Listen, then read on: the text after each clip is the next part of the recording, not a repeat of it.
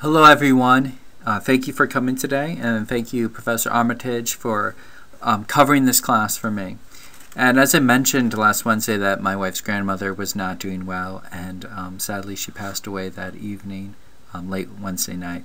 And of course, as I mentioned, the funeral is on Monday morning. It's Friday now as I'm recording it, but it's on Monday morning, and based on the time of the funeral and the burial and the wake afterwards, I'm not going to be able to make it to class today.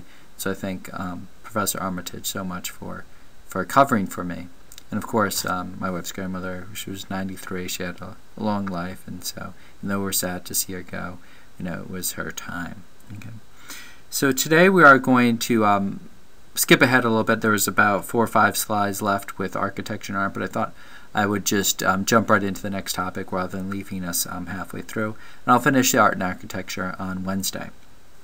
Today we're going to look at the Mughal Empire. We're going to try to answer the question, what were the main accomplishments of the Mughal Empire? So here's some basic information. We see that they lasted 3 centuries, but I'm going to really emphasize the beginning part when it was at its kind of height and climax in the first half. And the second half, it kind of went in decline, and last 56 years, the emperor was just a figurehead. Really, the Shah was very weak and just a puppet of the British.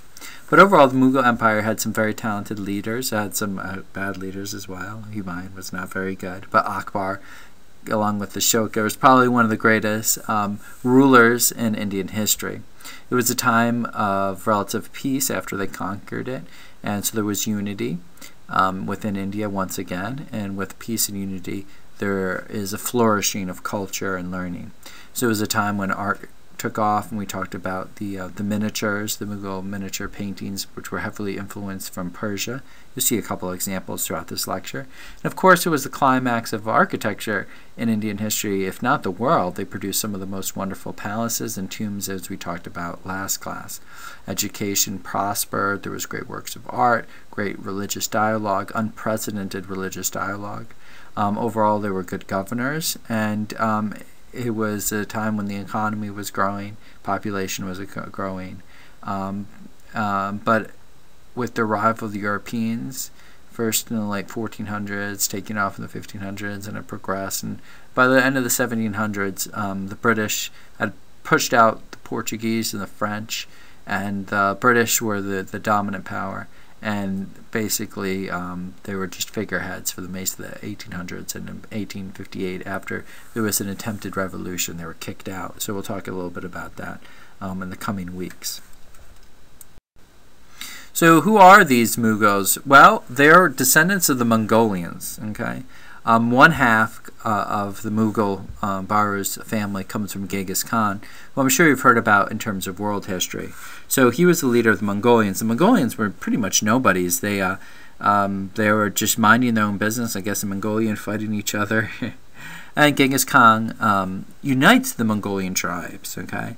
And he initiates this massive conquest in the 1200s, and he builds the largest land empire ever. Well, what does that mean? Well, land empire in the fact that it's all connected. The British had the largest empire ever, but it wasn't a land-based, it was sea-based, and it was disconnected. And so you had Australia, Canada, Britain, Africa, India, but the Mongolians built this massive empire, which is all the way to Eastern Europe, all the way to the Pacific Ocean, all the way to the Middle East, and then the descendants all the way to India. So pretty much most of India. They all took over all of China. I should include in that as well.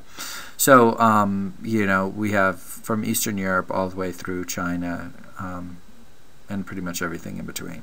Okay.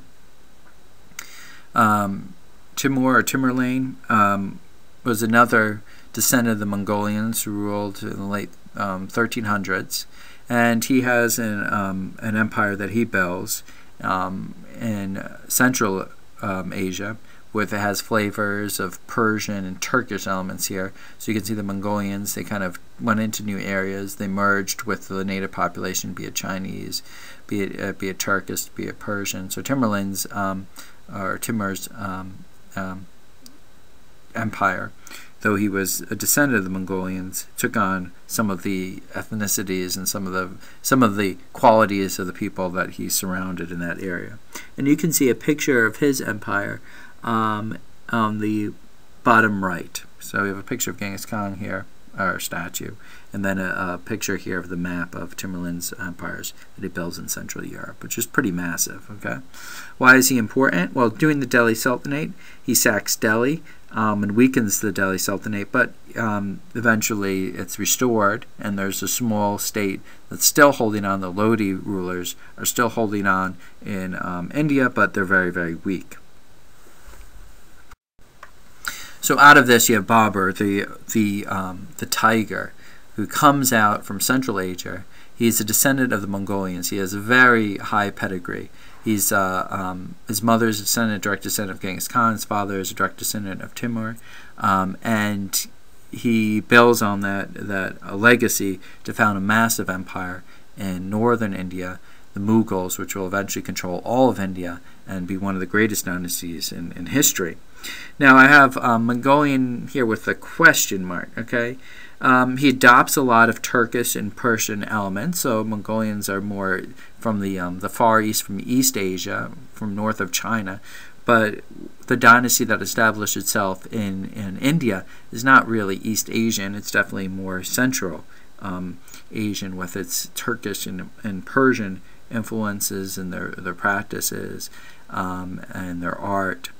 And also there's a question, is he Mongolian? Because the Mongolians had their own native religion that was polytheistic and just similar to like older pagan kind of religions. Babur was a Muslim. He was, monotheistic, and he had converted to Islam. So again, how much was he actually Mongolian? How much more was he Central Asian? How much was he Islamic, part of the Islamic invasion? So it's kind of like he's a mixed character. So India is, of course, a place where many things blend together, and the Mughals are definitely part of this blend. So he starts off in modern-day Uzbekistan, and if you're not a great scholar, you have to look at the top right to find out where Uzbekistan is. So we're going north from Afghanistan, but south from Kazakhstan, and sandwiched between Kazakhstan and Turkmenistan. You've got Uzbekistan, and it's from here that he builds up an empire in Central Asia. Okay.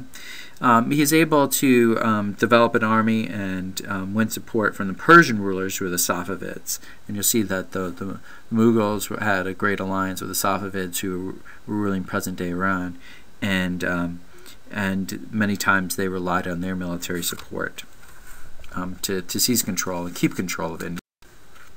So now they become the rulers of India. Now India was very, very desirable. And I'll put up some graphs which show us this. Because India was wealthy. Today we think of India, we think of probably poverty. But that's definitely not the historical reality. So the incredible wealth, especially tied up with a lot of the temples, tied up with the dynasties. So hey, right on the border, a lot of the Europeans who want access to that wealth, they're coming in the 1400s on the coast. But the Mongols have an advantage over the Europeans, over the Portuguese, that they're right there. They're the neighbors. So the wealth was definitely enticing. Then also his family, his legacy, that he has this great Mongolian, heritage of conquest. His ancestors had sacked Delhi, so he thought, oh, maybe I have a right to India as well. And so he's able to defeat the Lodi Sultan in 1526 and captures Delhi. And some people thought maybe perhaps he'll go back, just raid, take wealth.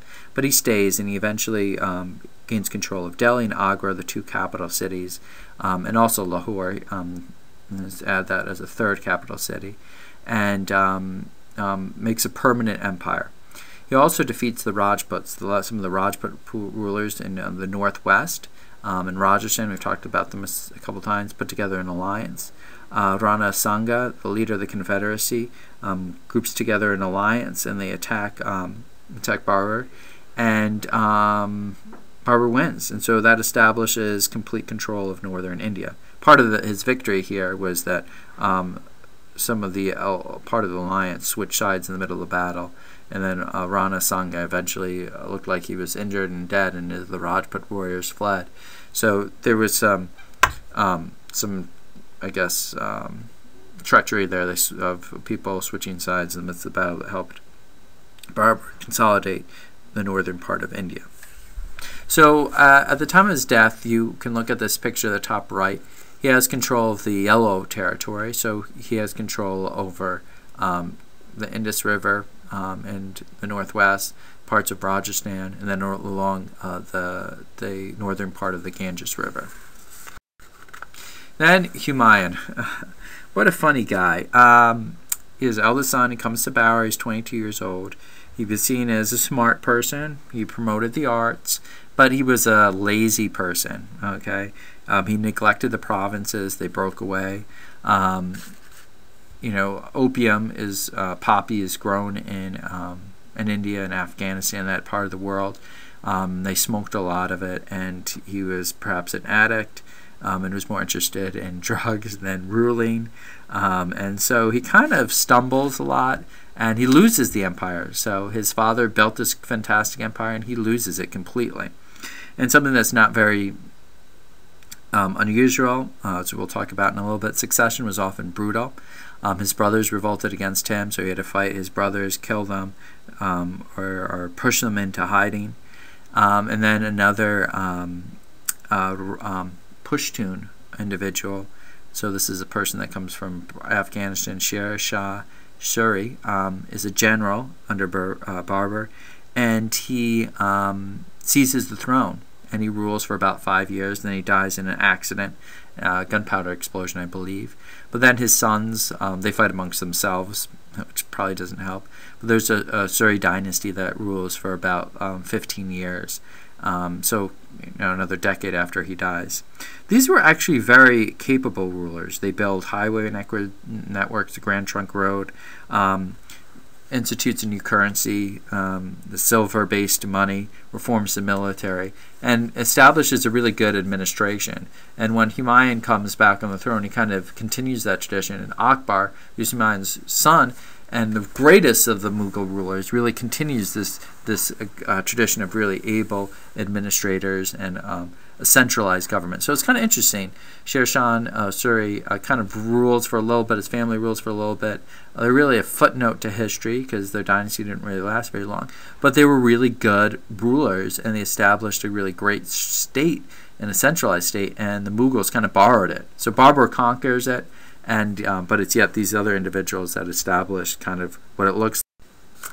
So Humayun flees to Persia, and he brings with him, supposedly according to tradition, the largest diamond ever, or at that particular point ever known. It was something like 800 carats, and it's the Koh-i-Noor diamond. It's a fantastic. If you don't have an object yet to study, you can look at this object, this diamond, this 800 carat diamond that switched hands. It went from the Mughals to the Safavids to the Sikhs. Eventually got it, and then the British stole it, and they broke it up. It eventually gets broken up, and the largest chunk of this diamond now is actually in the crown jewels of the British monarch. And of course, there's lots of Indians that want that back. So every time a prime minister, or queen, or king visits India, they always complain they want their diamond back. But anyways, he gave this diamond supposedly to the Shah in Persia. They also had to accept Shia Islam instead of Sunni Islam. And as a result, they gave Humayun 15,000 cavalry to go back and get his throne. So he brings back with him this military force, reestablishes in Chol. Sher Shah Suri dies in a gunpowder explosion. His brothers are defeated. The sons of Sher Shah Shuni, are defeated eventually as well. And he reestablishes control of his empire. But this time, obviously, he's going to have a lot of connections to the Safavids as their type of Islam. Their artists and courtiers come down, so you can see a distinctive Persian style in the architecture and the art. And so he's able to reestablish control. Now, he dies falling down the stairs, and you've got this kind of morbid humor here, that he stumbled out of his life as he stumbled through it. So he is this drug addict who liked the arts, but kind of lost his empire, got his empire back, and he dies stumbling. I shouldn't really laugh about him falling down the stairs, but he really was not the greatest ruler. We have the greatest ruler, Akbar the Great. He is, goes down in history as one of the greatest Indians ever. He's probably one of the most famous. You can throw in Gandhi there. You can throw Ashoka, who's very famous, and ancient rulers. But yeah, well, definitely one of the classic Indian rulers that even people that don't study Indian history probably know a little bit about. Now, he's very young, comes to the power when he's at 13. He rules for 55 years at first. There's administrators ruling for him, so he doesn't rule personally until he's 19. Right when he comes to the throne, there's a lot of people claiming the throne. There's a Hindu general, Himun, that tries to establish control, but he's able to defeat him. Defeat him at the Battle of Paniput, one of the many famous battles that's fought at Paniput. Babur fought a battle there as well. And so he kind of, and there's other people as well that kind of challenge him for the throne. This one is the most, I guess, serious. That would probably overthrow the Mughals. So he's very young, but he's able to win the battle, reestablish control over Delhi. And he goes on a winning streak. He defeats rival after rival, not only reestablishes control of the Mughal Empire, but then expands it greatly into central India. So he is a great military leader. Now, after Akbar comes to power, Delhi is never threatened again up until the 1700s. And so Delhi is safe for the next 200 years, and the Mughals go on this campaign of continuous expansion. So it's a great period for Mughal power. Not only is he a great military leader, he's a great cultural and intellectual leader as well.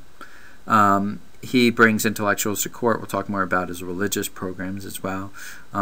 He compiles these yearly record books, which, there would be reports to the governors, there would be reports then back to the emperor, and they'd be recorded. And so we have this great administration, and from this we can obviously learn a lot from these record books.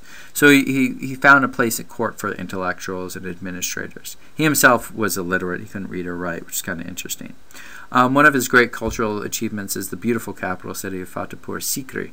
Now, there was a Sufi Saint Christy who he was very devoted for, who was living at Sikri, and he promised Akbar a son, and eventually he had a son. And it's because of this devotion to this individual who is living here that he moves his capital to Fatehpur Sikri. And one of the funny stories is when you go there, you can one of the things you're supposed to kind of pray for is his son. And I guess Sarkozy, who's the Prime Minister of France, went there not too long ago, and then he became pregnant with his wife. His wife, I forget, the famous actress or something like that, became pregnant with a son. Which is interesting. I went there, and I didn't do the little ritual. You're supposed to tie a little knot around it. But I had one boy when I went there, and now I have two boys. So something about this Salam Christi, the Sufi saint that inspires people to have a boy. And of course, as a ruler, having a boy is pretty important. So he builds this new capital. Here are some pictures of it. And it's made from this beautiful red sandstone, and it has, beautiful buildings, this little pond that he created where musicians would play in the middle and provide music. There's palaces, there's meeting places. It's beautiful, beautiful city that has this kind of Persian and Indian styles intertwined in it. At the top left is actually a mosque. So that is the where the saint is buried now.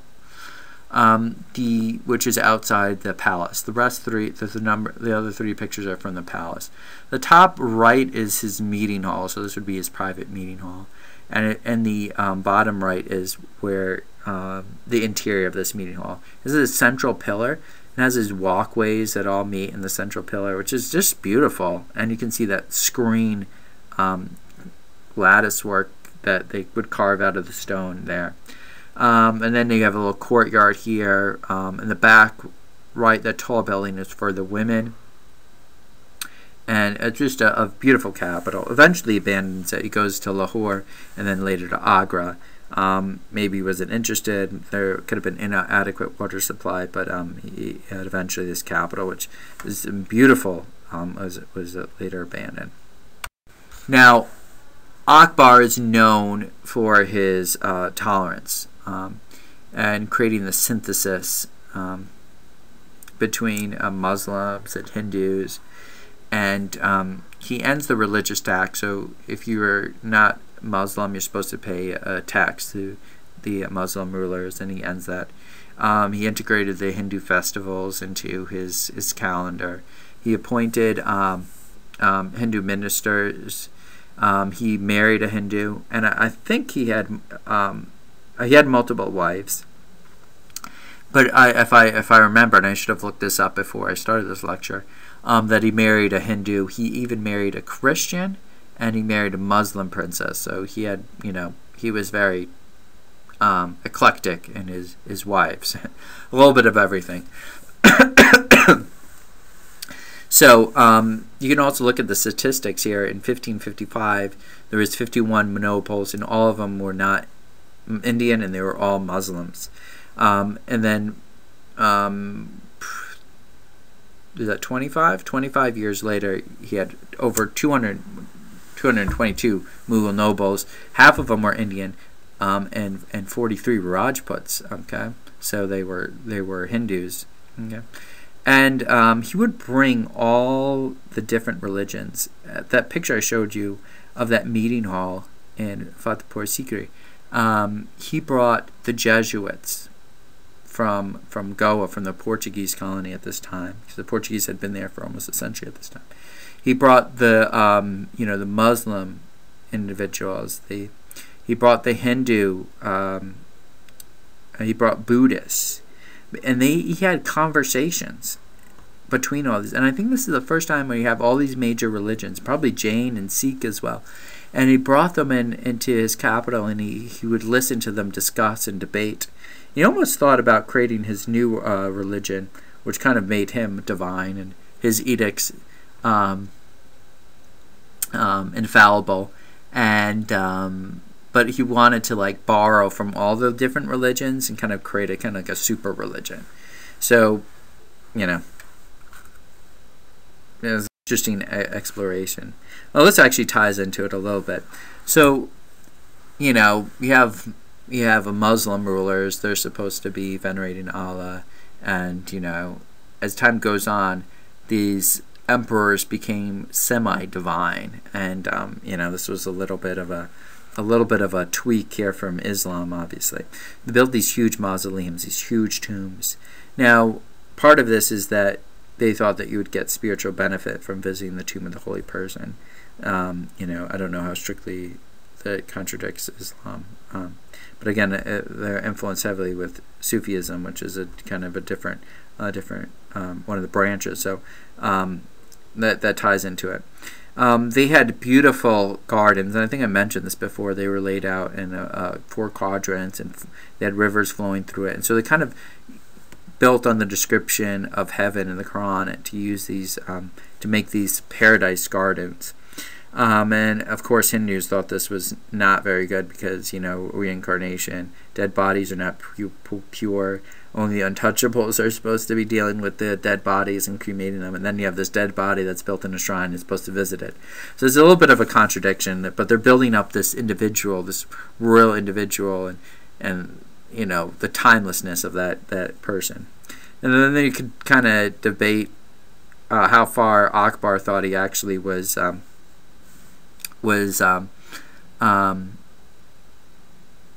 seen himself as a god. So on the coins in around the empire, there was inscriptions Allah Akbar, which could translate as God is great, but it also could translate as Akbar as God. So, you know, suffice it to say that very conservative Muslim advisors were unhappy with Akbar and how much he was granting to the Hindus and Hindu nobles, and how he was kind of going away a little bit from a strict Islamic interpretation. But let's just say that the Mughal Empire was at the top of the world at this point. Population-wise, Akbar's empire had 100 million people. Western Europe only 40 million people. So that just straight numbers, it was pretty astonishing. There was a huge surplus of precious metal, gold and silver. It wasn't being mined. Now, probably coming from the New World mines, obviously, that went online recently. But through trade, everybody wanted the textiles that were being produced in India. Everybody wanted the goods that were made in India. And so the Europeans were coming in the 1500s and bringing the gold and silver, and it was ending up in India. So this great wealth. I told you that the Suri dynasty that kind of had a short life during Humayun's rule started building the Grand Trunk Highway in northern India, and so they built this whole system of roads to connect the different regions. The building projects, the palaces, we talked about the Agra Fort, we talked about the Red Fort, we talked about the mausoleums. I mean, there is no level of prosperity, no level of building of massive works that really there's an equal in Indian history. However, British, not British, I'm not sure if it was a European traveler. I forget if it was British, if it was who it was exactly. But he said the population, the land cultivators, the people are paying taxes for the military, paying taxes to build these great works. They were living in a state of slavery. So the wealth and the prosperity wasn't for everyone. Okay, this is horrible graph here, and it's probably hard to see. So let me describe it. GDP, this is production. So let's pay attention to India. India is the thick blue dash. And this goes backwards. So 1 is 2010, 10 we don't care about. 100 is 1900, and 1000 is the year 1000. So let's look from the year 1000 to the year 1900. Okay? India is on top. India is producing a quarter of the world's production during the Gupta period and also in the Delhi Sultanate. So India is huge. You know, we don't talk about it as an ancient civilization as being very wealthy or very powerful, but you know, anyways. Now, in between the 1000 and 100, this would be the 1500s right in the middle. There's two dashes, and you can see Western Europe is kind of getting close to it. And India is being surpassed now by the green cross, which is China. So, but still they're 25%. India's at 25% right in the middle. Okay, so right around 1500, right at the time of the Akbar, they're producing about a quarter of the world's wealth. India, actually, if you look down there, there's a little drop off in China as well for some reason. And Western civilization, they're all about a quarter. Okay? And then if you follow along, they just drop, poof, and it's less than 5% in the 20th century. Population. Okay, well, let's look at this again. India has the world's biggest population around the year 1000, then China is below. India is slowly going to decline. China is actually going up. But India declines actually a little bit, and then it pops back up a little bit and then goes back down as the percentage of the world population. But you can see that China kind of stabilizes around 20%. India is going to actually catch up recently. But China did decline. Can you imagine this? Actually, 1/3 of all the people in the world lived in India in the Middle Ages. 1/3 of the world's population was in India. And even during the Mughal Empire, it's still about in between. It pops up to about 27%, down to 20%. So it's 1 in 5 probably people during the Mughal Empire are living in India. So just say that really during the Gupta period, which is our before 1000, they're producing, you know, 1/3 of the world's wealth. They got 1/3 of the world's people, and then it makes it down to like 1/4 around the Mughal Empire, and then it just falls off the face of the earth in terms of economic prosperity. But the population stabilizes around 15%, in between 15 and 20%. So just a lot of people, a lot of power, a lot of wealth. This period is called the Gunpowder period, with the Gunpowder dynasties, or the Gunpowder empires, excuse me. So these are, if you look at the map, you have the Ottomans in the green, the Safavid in the peachy color, and the Mughals in purple. And they're all Islamic states. They built massive armies using new weapons. So they really tapped in. Gunpowder, where does gunpowder come from? It comes from China, but around the year 1000, they're working on the Tang dynasty, if I remember that correctly. And then it goes to the Middle East and spreads around the Islamic states. Okay? And, sorry, I'm wondering if I skipped a slide, but I'll find out in a second here. So these Muslim states used gunpowder, and they built massive armies using the gunpowder. And it used to take a lot of time for people to become really skilled, to become horseback, warriors. That's the principal type of warriors fought on horseback across all these empires, and also in the West as military knights. But then they moved to infantry. And that doesn't take a lot of time to fight on foot, and these infantry are given guns rather than swords. So it kind of went from a horseback, bow and arrow, sword, which takes a lot of training, to infantry, foot soldier, gunpowder. And so they the cannons really make the forts obsolete, and that allowed Akbar to take a lot of the forts in the northern part using rockets and cannons to defeat them.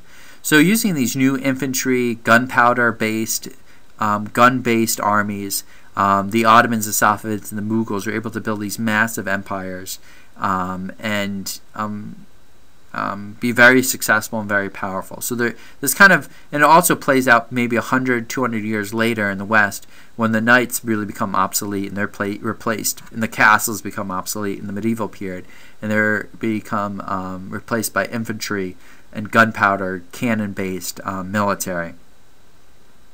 So we see the rise of these modern military bureaucratic states, where you see the decline of kind of the aristocratic horseback state. So this is a shift that happens across, Southwest Asia, South Asia, and then also Europe a little bit later.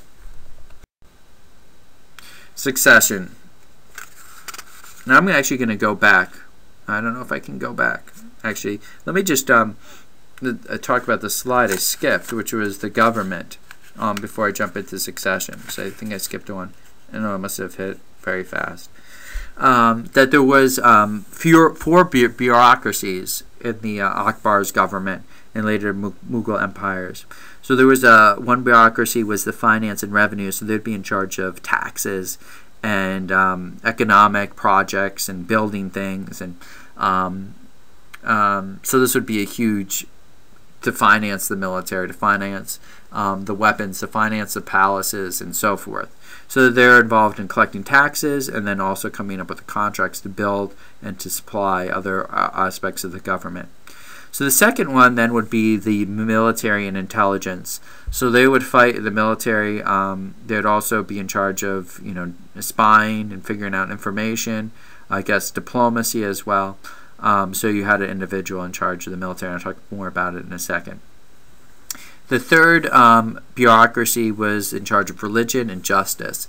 So the legal structure was actually intertwined with religion, which kind of makes sense because it's based in morality. And So there they would be taken care of. There's different religions, the Islamic faith, of course, promoting that, and then also the legal aspect of making sure that the law isn't broken and establishing justice if it is. The fourth bureaucracy was the household and public works. This is the hands-on, making sure the house functions well, the servants, the food, the clothing, and also public works. So you're in charge of a city, making sure there's irrigation, making sure there's sanitation, and so forth. So they broke it down into these four bureaucracies, and of course it was very tight administration. So once again, it's finance and revenue, 2, military and intelligence, 3, religion and justice, 4, the royal household and public works. Let's go down a little bit into the military, because that was the key part. Now, the military, basically everybody that was kind of a noble was given a military rank and number. So, you know, it was based on a number with, I forget exactly what the number was associated with. If it was like a higher number was better, a lower number was better. But you could move up through the ranks. So you'd start up very low and you could move up higher. What made you move up higher was the fact that you could provide more men for military service. So if you're ranked very high, you'd be ranked as a prince, and you'd have to supply 5,000 warriors. Okay, so it's kind of like a feudalistic system. If you're low ranking, you might have to only supply 10 warriors. So the Mughals really didn't have a standing army. What they did have is a military network with these people that were ranked that would provide soldiers at the time of war.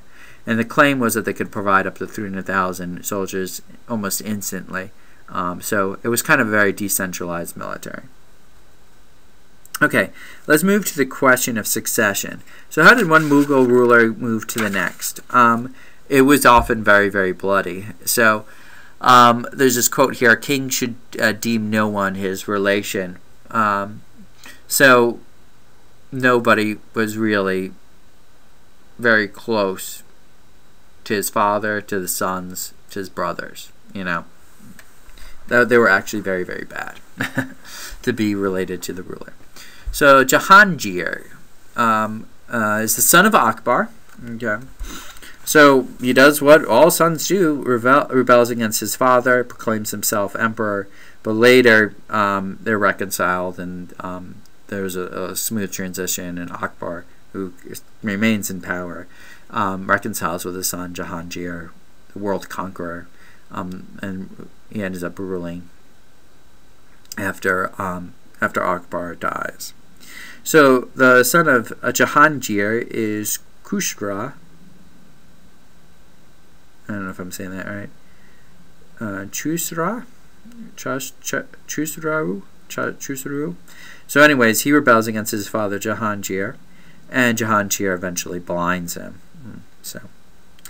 So after Jahangir, his son Shah Jahan, king of the world, the title he gets, rebels against his father Jahangir, comes to power. He kills his brother, who is blinded, Khusro, and kills all his other brothers.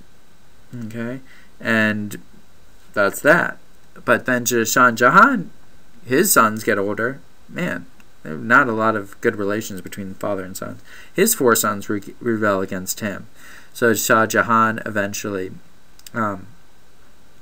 is overthrown by Aurangzeb, whose title is Conqueror of the World. So you have the World Conqueror, King of the World, and Conqueror of the World are some of the titles they went by. So Aurangzeb defeats his brothers, kills them, and then he rebels. Obviously, he rebels against Shah Jahan and throws Shah Jahan, his father, in prison. Doesn't kill him. So Shah Jahan, if you remember, was the one who built the Taj Mahal. Aurangzeb is his son, who throws him into prison, a nice prison, in the palace in Agra, where you can still see his masterpiece, the Taj Mahal. So how did this work? Well, pretty simple. As soon as you were a little bit older, if you were a son of one of the rulers, you would try to kill your brothers and your father before you yourself were killed. Expansion. Okay, so the darkest color, the darkest purple color, is Babur's empire. Then you can see Akbar, who is a great ruler, expands to the reddish area, and Aurangzeb moves south into the pink area. So there's constant expansion, and after Aurangzeb, it falls apart, mainly because European powers show up really with might in the 1700s and push back against Aurangzeb. So he's really the last of the rulers. All right, so the decline, these wars of succession, every time somebody dies, all the brothers fight amongst each other. That is not good.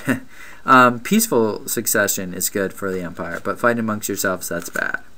Then there's these kind of ridiculous building projects. Shah Jahan built rebuilt the Agra Palace, rebuilt the Red Fort, built the Taj Mahal. Then you have all these people building their huge mausoleums to themselves to be buried after they die. That's going to cost a lot of money, and it's Akbar builds a new capital city, Fatehpur Sikri, and then he abandons after a decade or two. So it's kind of it's not really a very good for the long run. Aurangzeb, well, he was a very strict Muslim, and he wants to bring back kind of strict Islamic practices. So he reinstitutes the religious tax against Hindus, and that's not popular. Okay, Hindus also then have a hard time practicing their faith under Aurangzeb. And Aurangzeb, I think it was his brothers that called him the prayer mongerer. Okay, so he kind of emphasized religion over I guess working with the Hindus and breaking down the barriers. So what happens after Aurangzeb's death, different provinces break off, and you have little princes that, the different Maharajas, that would be ruling Bengal or something like that. And so they're pretty much independent. Even though there's an emperor in Delhi, these provinces, which are kind of princes, are pretty much independent. The emperors are very weak after Aurangzeb, so there's no strong emperor. They control the area around Delhi, but technically control everything else, but that's just nominal. And then the last thing that really does in the Mughal Empire are the Europeans. So I'm really ending in 1700 here with Aurangzeb, but it lasts until 1858. But what we're going to do in the next 2 weeks, we're going to look at the European powers. We're going to look at first the early European powers, the arrival of the Portuguese, the Dutch, and then the French, and then just touch lightly on the British, and then we'll have a whole lecture on the British Empire and how they finally conquered and took over all these different little states here and finally put an end to the Mughal Emperor in the 1800s. So the European power is going to increase and the native power is going to go into decline. All right, this lecture lasted about 45 minutes, so we have some time here. We'll probably spend about 15 minutes, and there's also another video that you can put on if we have extra time. But now I'm going to ask you to do a little bit of work on the 2 documents that we have associated with the Mughals, and I'll pass on the information to Professor Armitage. Okay? So thank you, and I'll see you all on Wednesday. Bye.